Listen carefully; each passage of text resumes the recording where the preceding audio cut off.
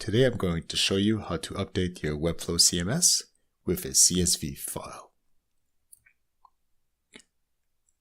Here is my Webflow CMS. I have a videos collection and I have a tags collection. So let's look up a video here. Profile editing video. So here's a video. And here are its tags, tutorials and all that. So this will be one of the records we're going to try to update with a CSV file. So the first thing we would do is export the whole collection to a CSV file and import it into a spreadsheet like this. So here's that video there that we looked up. Now, what we're going to modify is the video links, and we'll modify the tags.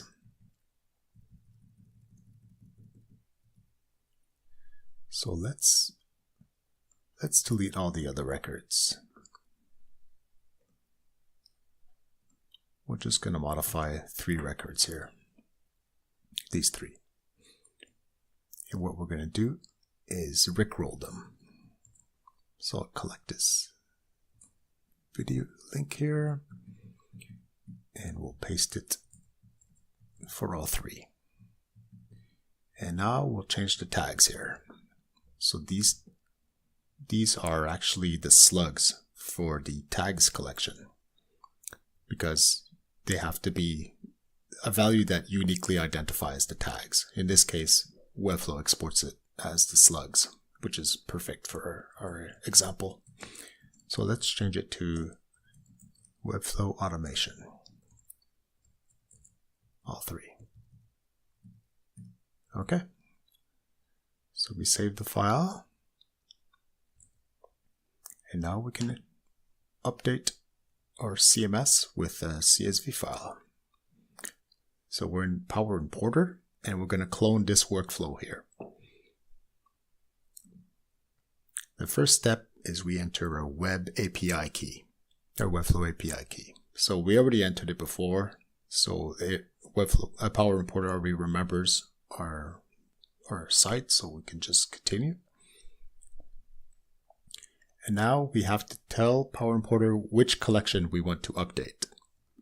So we're telling them we want to update the videos, and now we upload our file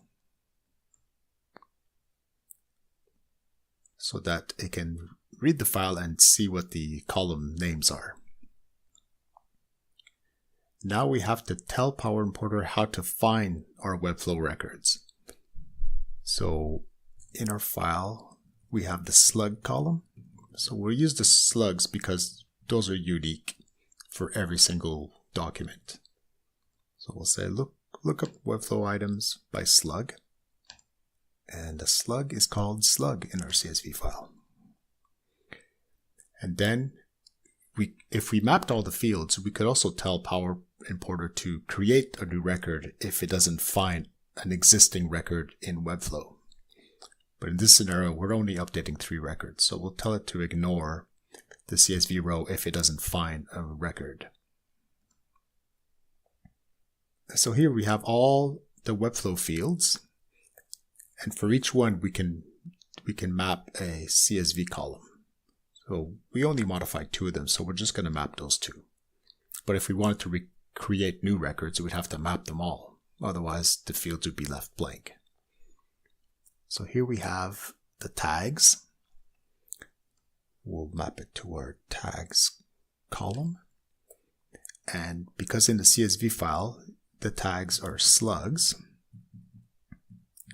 these are slugs here, we will tell it to look up the tags by slug, and they're semicolon separated. Now this has to be a unique ID also.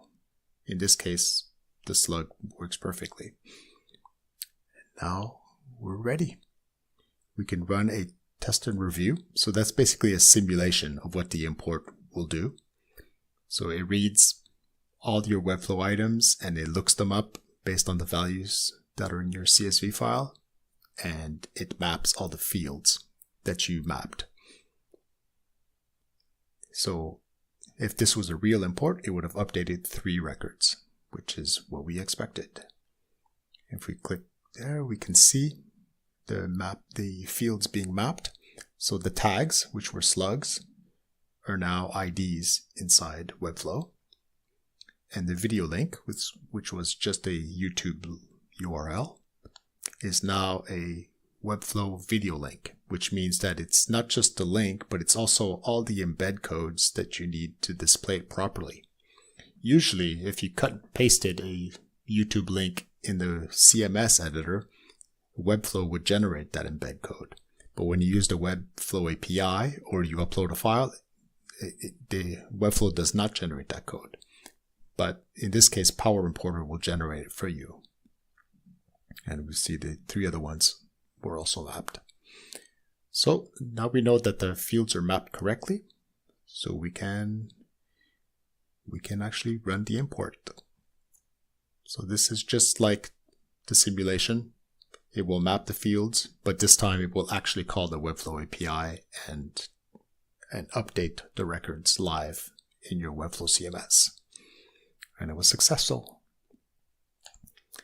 Let's go see those videos. So profile editing Webflow, like we had it here. This is the old one. So now if we refresh Webflow,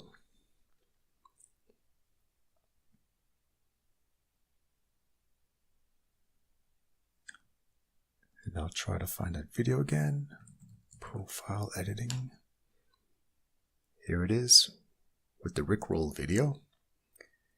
And the tags are now Webflow and automation, just like we had in our CSV file. And that's it. That's how you can easily update your CMS with a CSV file.